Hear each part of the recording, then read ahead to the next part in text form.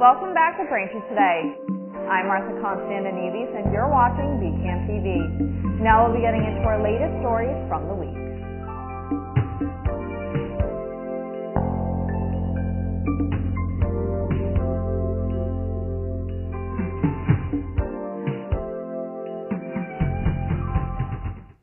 Welcome back to Braintree Today. I'm Martha Konstandinidis and you're watching BCAM TV. Now we'll be getting into our latest stories from the week. On Sunday, 3 U.S. service members were killed and at least 34 were injured in an Iranian-backed militia's drone strike in northeast Jordan. U.S. officials said they failed to stop the deadly drone attack because it approached its target at the same time a U.S. drone was also returning to base. So far, officials have concluded that due to this confusion, they were unable to tell whether the drone was a friend or foe. The enemy drone was launched at Tower 22, which is a U.S. outpost located on the borders of Iraq and Syria by the Iranian-backed umbrella group Islamic Resistance. The attack signaled an escalation in fighting in the region. In response, U.S. President Joe Biden said the U.S. would retaliate as they are weighing strikes against militias in Iraq, Syria, and Iran. The Iran-backed Houthis fired a missile and struck a tanker with links to Britain in the Gulf of Aden. The U.S. and U.K. have launched airstrikes on Houthi targets in response to attacks on ships in the Red Sea region. The operator of the Marlin Luanda is registered as being Oceanic Services Limited, a British registered company. This is the latest attack on commercial shipping by the Houthis in and around the Red Sea. In a statement, a Houthi spokesperson claimed the Marlin Luanda was a British ship and was targeted in response to, quote, American-British aggression against our country, end quote. The British government said attacks on commercial shipping are completely unacceptable and that Britain and its allies reserve the right to respond appropriately.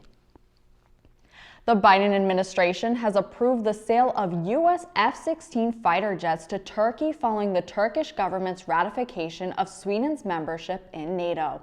The State Department notified Congress last Friday of its approval of the $23 billion sale to Turkey, along with an $8.6 billion sale of advanced F-35 fighter jets to Greece. NATO ally Turkey had made its ratification of Sweden's membership contingent on the approval of the sale of the new planes. The Biden administration had supported the sale, but several lawmakers had expressed objections due to human rights concerns. Sweden's formal accession to NATO now depends on Hungary, which is the last remaining NATO ally not to have approved its membership. A New York jury has awarded $83.3 million to former advice columnist E. Jean Carroll, who says former President Donald Trump damaged her reputation after she accused him of sexual assault. This defamation trial was over comments Trump said about Carroll while he was president. The verdict was the second time in 9 months that a jury addressed Carroll's claim that Trump assaulted her in a New York City department store in 1996. Last May, a different jury awarded Carroll $5 million. Trump was not found liable for rape, but responsible for sexually abusing Carroll and defamation by claiming she made it up. This time, Carroll's attorney had requested $24 million in compensatory damages and an unusually high punitive award. Trump's lawyers plan to appeal. Hertz, the rental car giant, which has made huge investments into the electric car market in recent years, has decided to cut back. The company will sell off 1/3 of its electric fleet, totaling about 20,000 cars. They will use this money to purchase gasoline-powered vehicles since electric vehicles have been costing the company too much money. Even though they cost less to maintain, they have higher damage repair costs and also higher depreciation.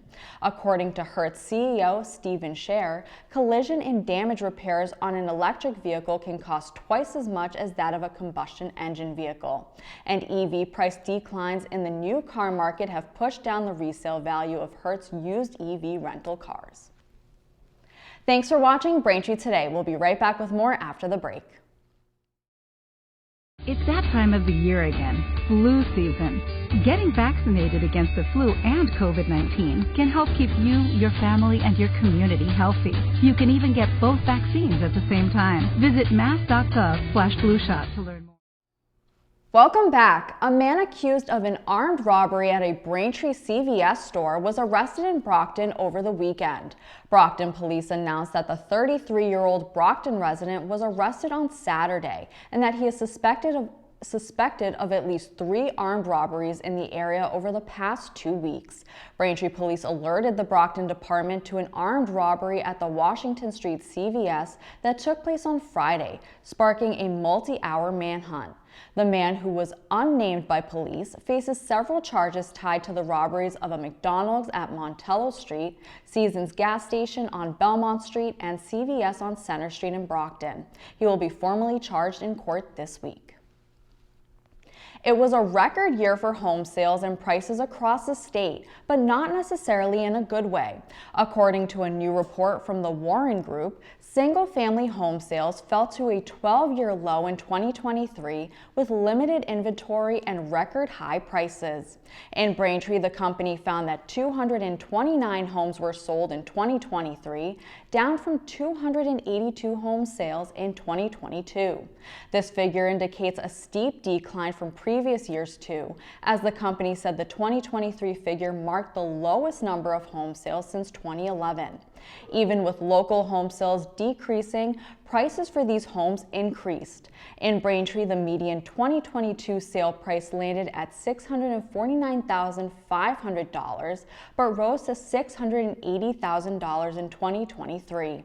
The combination of limited sales and a continuing spike in prices presents big problems for buyers, especially those entering the market for the first time. Last week, a dog was rescued at Smith Beach in Braintree after he plunged through the frozen surface of the river. Around 8:30 a.m., Rupert the dog and his owner were walking along Smith Beach when the ice cracked underneath, plunging him into the icy waters. Crews from Engines 3 and 1 were sent to Edge Hill Road after receiving reports about the dog, who was hanging onto the ice with his front paws.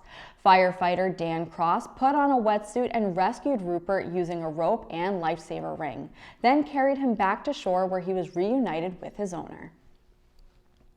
A local police canine and his partner are going to be inducted into the National Law Enforcement Hall of Fame. The Massachusetts law enforcement community is adding 2 new members to its permanent history. The late Canine Kit and Officer Billy Cushing are 2 of the 2024 inductees, receiving the Fox and Hound Canine Foundation Canine Hero Award. The inauguration dinner for the 2024 inductees will be held this spring in Fort Worth, Texas, where a pool of people from 39 states will be honored. Officials from the Canine Kit Foundation said in a statement, quote, "Remembering Kit with this distinguished recognition will keep his legacy alive as the foundation moves forward in his memory," end quote. The town of Braintree's Department of Public Health is reminding residents that January is Radon Action Month. For those unfamiliar with radon, it is a radioactive gas that comes up from the ground. It moves up through your foundation and can get trapped inside your home. Nearly 1 of every 15 homes in the U.S. is estimated to have elevated radon levels that exceed the EPA action guideline. Radon is the leading cause of lung cancer in people who never smoke and the second leading cause of lung cancer overall. Testing the air inside your home is the only way to know if radon is present. For more information on how to get your home tested and understanding your results, contact the Indoor Air Quality Program at 800-723-6695 or email dphiaq.radon@mass.gov.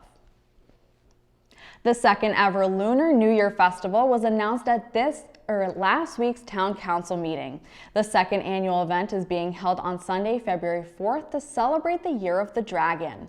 The Chinese American Association of Braintree is collaborating with the BHS Asian Student Association to host this year's event at the Braintree High School Gymnasium. Residents are invited to attend and enjoy a variety of cultural activities, games, the marketplace, and performances, including the traditional lion dances. Admission is free. Check out CAB's Facebook page or their website at caab-ma.org for more information. Thank you for watching Braintree today on BCAM TV. We'll be right back with more stories in the area. Meet James.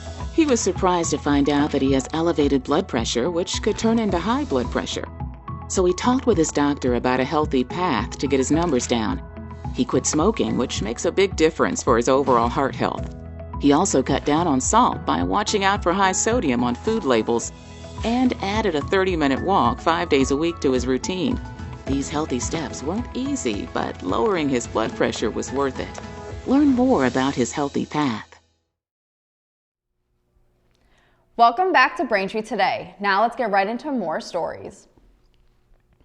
In some medical news, Dallas-based Steward Healthcare is looking to sell some hospitals that it operates in Massachusetts. Steward reportedly owes $50 million in unpaid rent and operates 9 hospitals in the state. The 4 facilities they're looking to sell include Holy Family in Haverhill and Methuen, Neshoba Valley Medical Center, Norwood Hospital, and St. Elizabeth's Medical Center in Brighton. Representative Stephen Lynch said state officials were blindsided by the announcement and are now scrambling to keep Steward hospitals open. Steward said it serves a large number of Medicare and Medicaid patients, and they're not being reimbursed for that care as well as they need to be. The company employs more than 16,000 nurses, doctors, and other frontline essential healthcare workers in the state. A person was found dead Saturday morning in the waters of Boston Harbor, not far from the New England Aquarium, according to Boston police. Police received a call at approximately 10:23 a.m. for a report of a body in the water. When police arrived, Boston firefighters had recovered the body and determined that the person was deceased. The gender, race, and age of that person recovered was not released as of Monday morning. The Boston Police Department Homicide Unit will continue to investigate the individual's death. An Irish national who was arrested by Braintree police on a charge of larceny has been deported back to Ireland, according to a statement from Boston Enforcement and Removal Operations. The 25-year-old man was handed over to Irish law enforcement and sent out of the country on January 17th. Authorities in Ireland want the man on assault charges and open arrest warrants. The Irish national and another man were arrested this past November in Maynard for taking part in what is described as the Irish traveler scam. Another Irish native was arrested on January 20th in Quincy, who is suspected of engaging in the scam on the South Shore. A nationwide blood shortage is being intensified by severe winter weather that forced hundreds of blood drive cancellations across the country. The American Red Cross in Massachusetts is asking residents on the South Shore to roll up their sleeves to give blood or platelets to help the shortage. In an emergency appeal last week, the Red Cross said since early January, about 265 blood drives across 27 states were canceled due to weather. This left more than 8,000 blood and platelet donations to go uncollected and has left hospitals in short supply of blood. To help, residents around Braintree, Quincy, and Randolph and Weymouth are encouraged to give blood locally. Some of the places to do that include the Quincy Sons of Italy at 120 Quarry Street, the Weymouth Blood Donation Center at 208 Main Street, RICC at 128 Pleasant Street in Randolph, and Stetson Place at 541 Main Street in Weymouth. 4 Massachusetts employers have landed on the 2023 Healthiest 100 Workplaces in America list. Employers are evaluated in 6 categories, including culture and leadership commitment, foundational components, strategic planning, communications marketing, programming and interventions, and reporting and analytics. In Massachusetts, the following employers made the list. Zoll Medical Corporation in Chelmsford came in at number 55. Eversource Energy in Westwood came in at number 69. The University of Massachusetts Chan Medical School in Worcester was number 73. And the College of the Holy Cross in Worcester came in at number 91. Thanks for watching Braintree today. We'll be right back with more in entertainment. Left unattended. Place them on a stable base 3 feet from combustibles. Their use is not recommended within a bedroom, but if you must do so, place a smoke detector on the ceiling within the bedroom. Plug a portable space heater directly into the outlet, avoiding extension cords. Thus, do not use lamp cords or power strips for this purpose. Are portable, unvented propane and oil-filled heating appliances safe to use within a residence? No. Massachusetts prohibits their use. These heaters produce asphyxiant gases. These gases can render an occupant incapacitated or dead. Please consider your safety during these upcoming colder months. Thank you for doing so. Welcome back to Braintree Today. Today we have some entertainment news. First, set to go into production in 2024, Shattered Ice is an indie drama about a small-town New England teenage hockey player's attempt to navigate high school life when his best friend, the town's star hockey player, dies by suicide. The film is directed by Alex Runner-Ravello and will star Oscar Wahlberg, Pat Shea, and Cole Tristan Murphy. Christopher Roberts is serving as executive producer under Nahoyden Street Films production company. Filming locations are yet to be determined, but as of right now, we know scenes have been shot at Zapusis Ice Arena in Randolph. Next up, the 96 Oscars nominations have been announced. To kick off the race, Oppenheimer rocked the charts, earning 13 nominations. Poor Things followed closely behind with 11 nominations, and coming in with the third most nominations is Killers of the Flower Moon, which earned 10. 2023's biggest box office hit, Barbie, earned 8 nominations despite its director Greta Gerwig and star Margot Robbie being shut out of the Best Director and Best Actress categories. For the first time in Oscar history, 3 Best Picture nominations, Barbie, Anatomy of a Fall, and Past Lives were directed by women. Nominated for Best Actress was Lily Gladstone from Killers of the Flower Moon, who could become the first Native American performer to win the prize. And at 81 years old, director Martin Scorsese made history by becoming the oldest directing nominee. The Oscars come at a challenging time for the movie business, which has struggled to adjust to changes in the way audiences view films. The labor unrest, which wrapped up in November, led to sustained production shutdowns that could mean that next year's Oscars will have fewer contenders vying for top honors. Late-night star Jimmy Kimmel is set to be the host of the 96th annual Oscars for the 4th time. The Oscars will be held on March 10th, 2024 at 7 p.m. That'll do it for news today. Remember, if you're a customer of Verizon, you can watch BCAM TV in high definition on channel 2128. I'm Martha Konstandinidis, and thank you for watching Braintree Today on BCAM TV. Stay safe, and we'll see you next time.